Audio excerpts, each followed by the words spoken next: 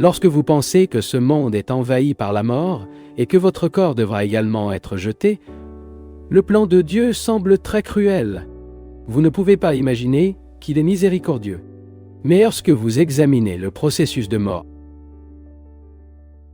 avec les yeux de la sagesse, vous voyez que, malgré tout, ce n'est qu'une pensée de Dieu, passée par un cauchemar de changement pour atteindre une liberté heureuse. Dans ce domaine, encore une fois, les saints et pécheurs ont atteint la même liberté de mort, dans une plus grande ou moindre mesure, selon leur mérite. Dans le rêve du Seigneur, appelé le monde astral, le lieu où les âmes vont après la mort, ils jouissent d'une liberté qu'ils n'ont jamais connue au cours de leur vie sur Terre. Par conséquent, ne vous sentez pas désolé pour ceux qui traversent l'illusion de la mort, car en peu de temps, il sera libéré. Et une fois arraché à cette illusion, vous vous rendrez compte qu'après tout, la mort n'était pas si mal. Comprend que sa mortalité n'était qu'un rêve et se réjouit, car maintenant le feu ne peut pas le brûler, ni l'eau qui ne la noie. Il est gratuit et sûr. La conscience de l'homme mourant est soudainement soulagée du poids du corps, de la nécessité de respirer et de toute douleur physique. L'âme éprouve alors un sentiment de vol paisiblement, à travers un tunnel de lumière douce et diffuse. Ensuite, l'âme flotte dans un état de sommeil inconscient 1 million de fois plus profondément et plus agréable que le sommeil le plus profond que j'ai connu dans le corps physique. L'état après la mort est vécu différemment, selon le mode de vie les différentes personnes avaient sur Terre. Tout comme les différentes personnes ont des sons avec des profondeurs et des temps différentes, leurs expériences sont également après la mort. L'homme bon qui travaille dur à l'usine de la vie entre dans un sommeil profond, inconscient et reposant pendant une courte période. Alors réveillez-vous quelque part dans le monde astral, chez mon père, il y a beaucoup d'adresses.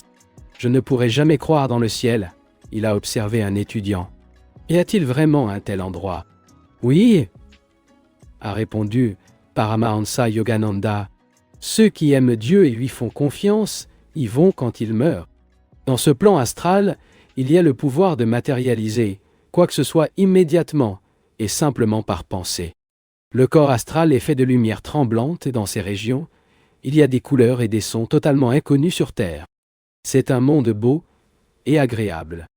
La mort n'est pas la fin des choses, mais le transfert d'expériences physiques de la règle grossière de la matière modifiable aux énergies et joies pures dans le royaume astral des lumières multicolores.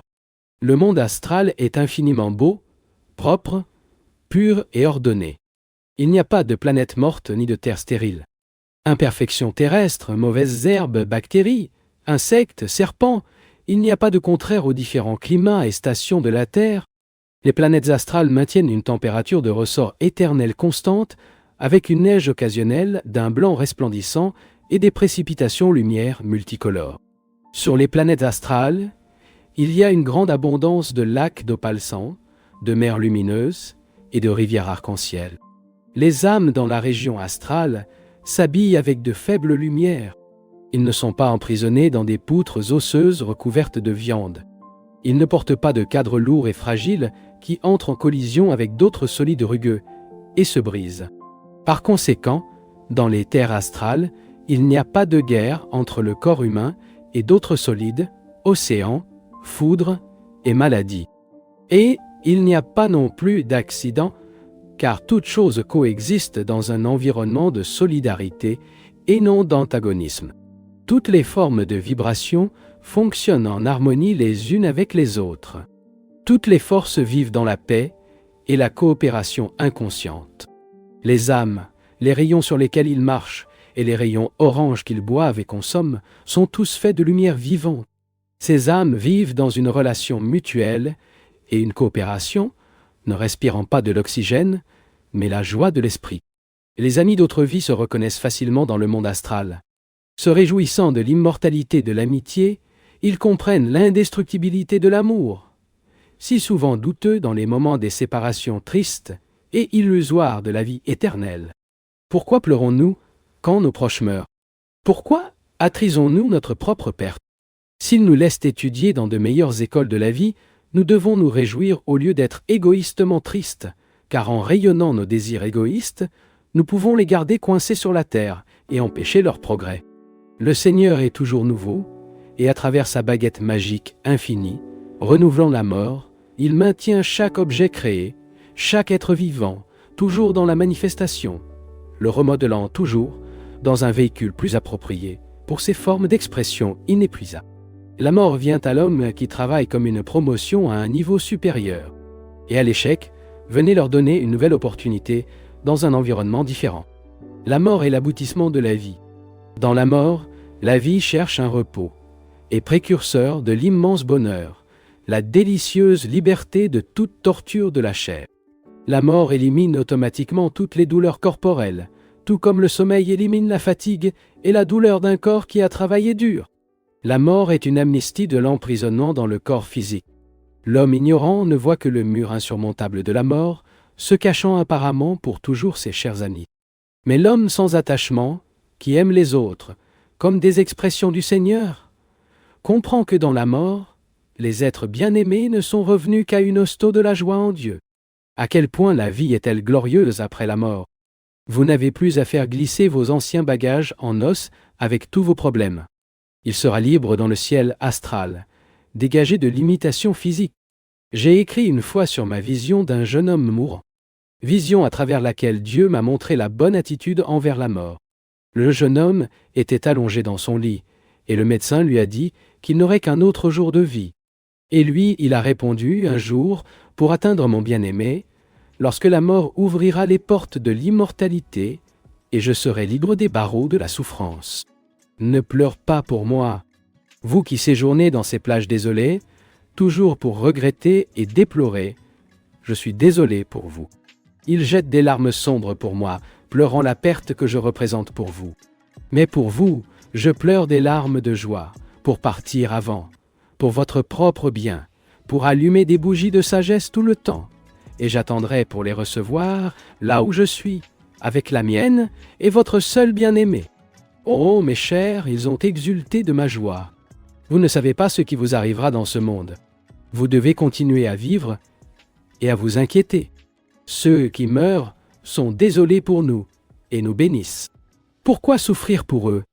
J'ai raconté l'histoire du jeune homme mourant à une dame qui avait perdu son fils. Quand je viens de le dire, elle a immédiatement essuyé ses larmes et a dit que je n'ai jamais ressenti autant de paix. Je suis content de savoir que mon fils c'est gratuit. Je pensais que quelque chose d'horrible lui était arrivé. Lorsque vous perdez un être cher au lieu de désespérer, comprenez qu'il est allé dans un avion supérieur selon la volonté divine, et que Dieu sait ce qui est le mieux pour lui. Réjouissez-vous qu'il est libre. Priez pour que votre amour et votre bonne volonté soient des messagers du stimulus que vous vous envoyez sur votre chemin. Cette attitude vous aide beaucoup plus. Bien sûr, nous ne serions pas humains si nous ne manquions pas nos proches, mais comme nous ressentons la solitude causée par leur absence, nous ne voulons pas que l'attachement égoïste finisse par tenir sur la terre. Une tristesse excessive empêche l'âme qui s'est brisée de continuer à progresser vers une plus grande paix et liberté. Il existe une façon de chagrin acceptable face à la mort, comme l'exprime Paramahansa Yogananda, pendant les funérailles qui ont célébré à la mémoire de Sri Janamata, l'un de ses premiers et autres disciples, qu'il a été affectueusement et respectueusement appelé de sœur. Hier soir, quelqu'un m'a dit en voyant des larmes aux yeux que je devrais me réjouir, parce que la sœur était libre dans la joie de l'esprit. Et j'ai dit, je sais tout cela, à quel point la sœur est heureuse, comme si ce glorieux chapitre de sa vie se terminait, comme si les douleurs de son corps, mon esprit était avec son esprit en Dieu. Mais ce sont des larmes d'amour, car de ce côté, elle me manquera. Cette lumière brillante et humble que la sœur a éteinte devant moi et a rejoint la grande lumière. C'est ma joie et ma tristesse. Je suis heureux d'être triste, heureuse qu'elle soit avec nous pour inspirer tant d'amour dans nos cœurs, pour envoyer vos pensées aux proches qui sont déjà partis, se sentir silencieux dans votre chambre et méditer sur Dieu. Lorsque vous ressentez votre paix en vous, concentrez-vous profondément sur le Christ Center, le centre de la volonté au point entre l'ombre, et rayonnez votre amour à ces proches qui ont disparu. Voir au centre Christian la personne avec laquelle vous souhaitez vous contacter. Envoyez cette âme votre vibration d'amour, de force et de courage. Si vous faites cela sans interruption, et ne perdez pas l'intensité de votre intérêt pour cette bien-aimée, cette âme recevra certainement les vibrations que vous envoyez. De telles pensées donnent à leurs proches un sentiment de bien-être, un sentiment d'être aimé. Ils ne vous oublieront pas autant que vous ne les avez pas oubliés.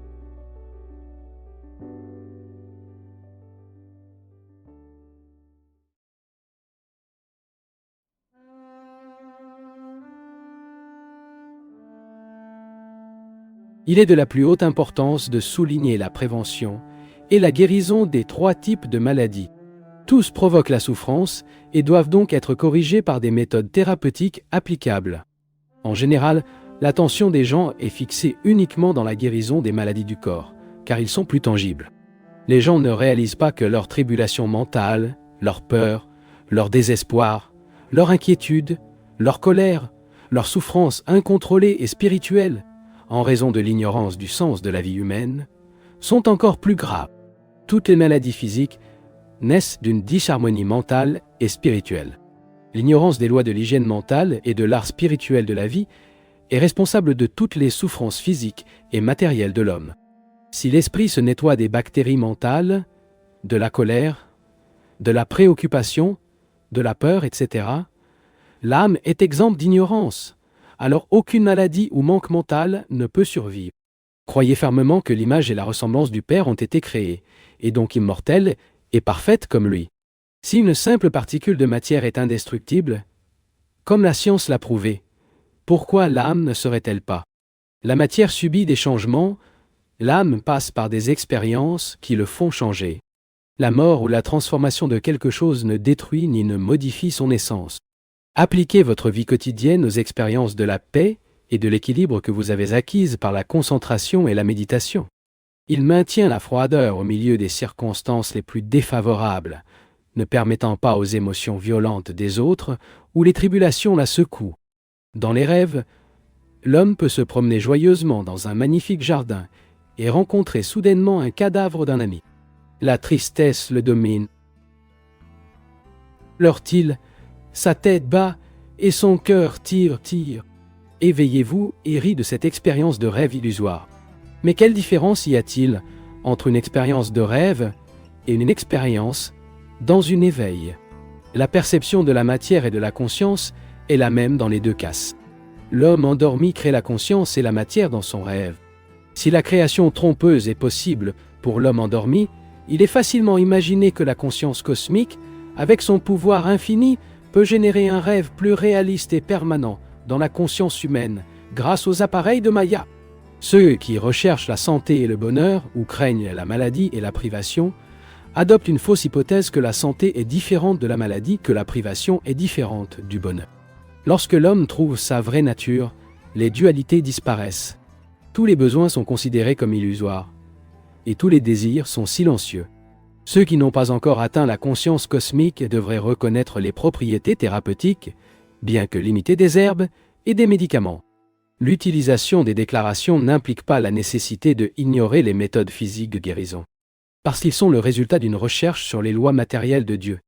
Les déclarations doivent être pratiquées à haute voix, qui baisseront jusqu'à ce qu'elles deviennent un murmure, puis seulement comme des chansons mentales. Avec attention, dévotion et conviction profonde, transportez la pensée de la signification auditive de l'esprit conscient dans l'esprit subconscient et donc au supraconscient. Ces déclarations peuvent guérir ceux qui y croient. La répétition des déclarations suit ce cours. De la chanson à haute voix à la chanson à voix basse, la chanson mentale, la chanson subconsciente et, enfin, la chanson supraconsciente. La chanson subconsciente ne devient automatique qu'avec une conscience intérieure. Le chant supraconscient se produit lorsque les vibrations musicales intérieures profondes deviennent des découvertes et se réservent dans des esprits conscients, subconscients et supraconscients. La chanson supraconscient se produit lorsque nous maintenons l'attention fixe dans la véritable vibration cosmique et non dans un son imaginaire. Un point très important à l'esprit est que lorsque vous passez d'un état de chant à l'autre, l'attitude de l'esprit devrait également changer, devenant plus profonde et plus concentrée. Le but est de s'unir dans une chose que la chanteuse, la chanson et le processus de chant. L'esprit doit plonger dans l'état conscient le plus profond, pas l'inconscience ou la distraction. Cette conscience absolue et concentrée doit être telle que toutes les pensées sont mélangées dans un seul état, comme les particules attirées par un aimant irrésistible. Au cours des différentes déclarations, nous devons considérer les centres physiologiques pour lesquels l'attention sera dirigée. Par exemple, le centre du cœur, lorsqu'il s'agit de sentiments, la moelle comme source d'énergie et le point entre les sourcils pour éveiller la volonté. Ce que nous voulons, c'est d'attirer consciemment l'attention sur les centres de pensée, de sentiments et de volonté. Les gens doivent s'en tenir à toute force au sens profond de la déclaration. L'attitude de l'esprit devrait varier selon la déclaration. Les affirmations de la volonté seront accompagnées d'une forte volonté. Affirmation du sentiment de dévotion et affirmation de la raison de la dévotion et de l'intelligence. Déclaration imagination par l'idéalisation et la foi. Pour guérir d'autres personnes, choisissez une déclaration compatible avec le tempérament dynamique, créatif, émotionnel ou introspectif du patient. Dans toutes les déclarations, l'intensité de l'attention est d'une importance capitale. Mais la continuité et la répétition ont également une grande valeur. La dévotion, la volonté et la foi doivent imprégner intensément et continuellement leurs déclarations sans souci des résultats. La foi absolue en Dieu et ses authentiques dévots est la meilleure méthode de guérison instantanée. Mais il vaut la peine de mourir en essayant d'éveiller cette foi que de succomber à s'appuyer uniquement sur des médicaments ou de l'importance. Instruction pour une pratique individuelle et de groupe. Temps pour l'individu.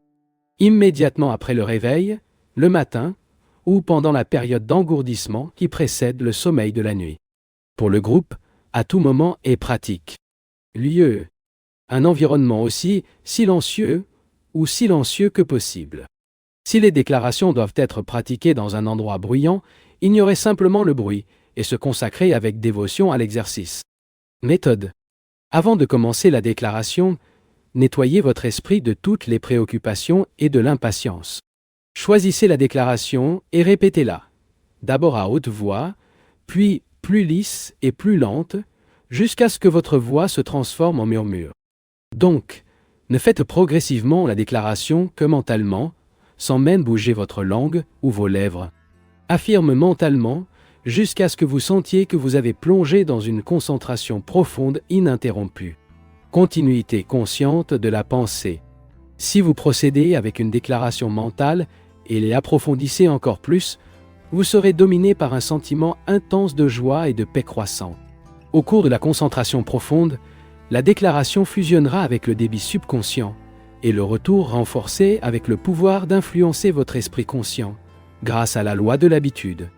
Au cours de la période où vous ressentez une paix de plus en plus intense, votre déclaration reviendra plus profondément dans le réservoir supraconscient et relèvera de nouveau avec un pouvoir illimité, pas seulement pour influencer votre esprit conscient, mais aussi pour répondre à vos désirs matériels. Il ne doute pas et assistera au miracle de cette foi scientifique.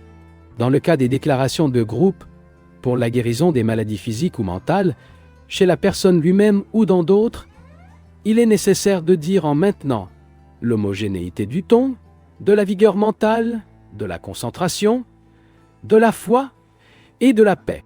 Les esprits de débat diminuent la force conjointe née de ces déclarations et peuvent même détourner le flux d'énergie de leur destin supraconscient. Ne déplacez pas le corps, ne vous impliquez pas mentalement et ne dérangez pas les autres. L'immobilité corporelle seule ne suffit pas. Votre concentration ou votre impatience peut affecter considérablement le résultat prévu, favorablement ou défavorable. Les graines de l'affirmation ci-dessous sont inspirées de l'âme. Ils doivent être plantés sur le sol de la paix supraconsciente et menés par leur foi et leur concentration. De nombreux processus se produisent entre la plantation des graines de graines et leur récolte. Toutes les conditions de leur croissance doivent être remplies. Sinon, ils ne donneront pas les fruits souhaités. La graine de la déclaration doit être vivante, exempte des infections de doute, d'impatience ou d'inattention. Il doit être planté dans le cœur et l'esprit de personnes qui ont la foi, la concentration, la dévotion et la paix. Il doit être arrosé avec des répétitions profondes et continues. Évitez la répétition mécanique. C'est la signification du commandement biblique. Je n'ai pas pris son saint nom en vain. Répétez fermement les déclarations, l'accent et la sincérité, jusqu'à sentez-vous au nord ou à l'est. Pensez et éloignez-le de toutes les sensations physiques. Quatrièmement, remplissez l'esprit de dévotion et de volonté, sentant le premier dans le cœur et le dernier entre les sourcils. Éliminez l'anxiété, la méfiance, la préoccupation, et sensibilisez que la loi divine agit et n'est tout puissant que lorsque vous ne le bloquez pas avec doute ou incrédulité. La foi et la concentration le permettent de fonctionner sans barrière. Sachez que tous les états physiques et mentaux sont modifiables et curables, et que l'état chronique n'est qu'une idée illusoire. Cinquièmement, oubliez ce que vous voulez être guéri. Sixièmement, dans les déclarations de groupe, le leader doit les lire lentement, debout, et les auditeurs les répètent ensuite au même rythme d'intonation.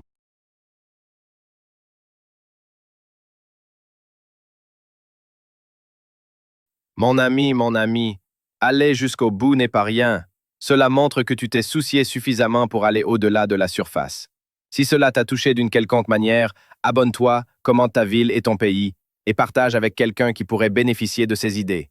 Merci, une grande accolade, et à très bientôt.